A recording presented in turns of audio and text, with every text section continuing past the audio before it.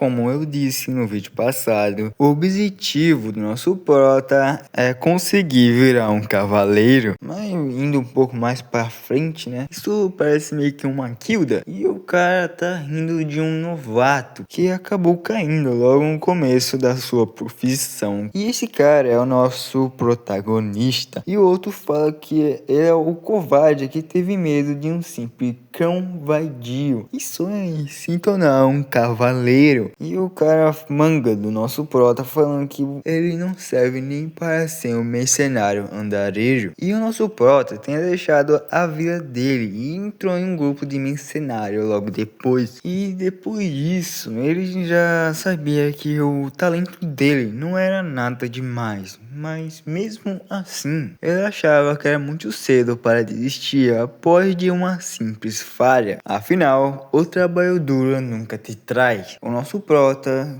acreditava que se ele não tinha talento, usando o tempo e o esforço, ele poderia superar tudo e todos. Ele ganhou experiência e ganhou a força e a resistência para ser reconhecido por aqueles ao seu redor, mas simplesmente essa forte esperança foi arrancada dele, porque depois de alguns meses ele foi simplesmente derrotado por uma simples criança. E você se pergunta como isso foi acontecer, afinal? Simples, meu nobre. Havia uma criança na vila onde nosso prota estava que pediu um mero duelo e que no final nosso prota acabou perdendo para essa criança. E meu nobre, essa criança tinha só 12 anos e tinha começado a aprender esgrima apenas 6 meses. E o nosso prota, que tinha passado mais de uma década em uma porra de uma espada a ponto de ter as mãos simplesmente destruídas. E para o nosso prota foi bem mais patético do que os 6 meses de um gênio. É como que se todo o esforço do nosso prota tinha sido em vão. E ele se pergunta que não há nenhuma maneira de realmente superar esse limite físico. Porém de tudo, ele quer se tornar um cavaleiro. Todos podem diminuir ele, dizendo que é um sonho impossível, mas ao gastar muito menos tempo comendo, dormindo, fazendo qualquer outra coisa, se ele continuasse treinando, algum dia ele poderia se tornar um cavaleiro. E mesmo que no final dos seus anos de vida ele não consiga se tornar um cavaleiro, pelo menos ele pode se tornar um soldado experiente. Depois de poucos 3 anos, né, que não é pouca coisa. E essa bandeira que vocês estão vendo é a divisão Chris. Na verdade, a tradução melhor é Shaspel, alguma coisa assim. E é onde nosso prota está nesse momento, que ele acabou se tornando o comandante de um esquadrão chamado de segunda categoria. E foi isso que ele conseguiu depois de muito esforço. E bora considerar, né, gente? É muito melhor do que ser um mercenário andarilho. E o nosso prota fala com esse cara aí. Deixa eu ver aqui.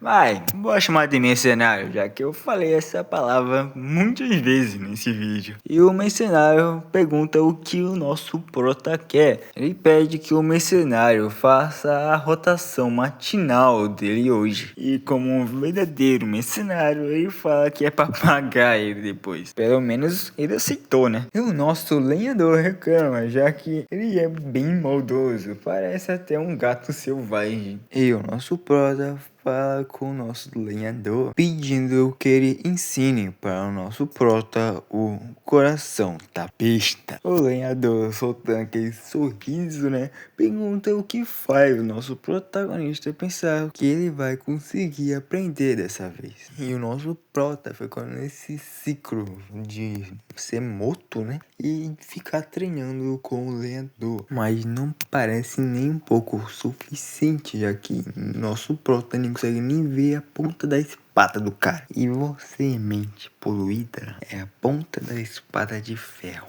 tá bom? Vou especificar aqui. E rapaziada, eu não tô muito animado, não porque eu não quero, é porque o local onde eu estou não me permite, beleza? E voltando para aquela guerra maravilhosa, né, cinema.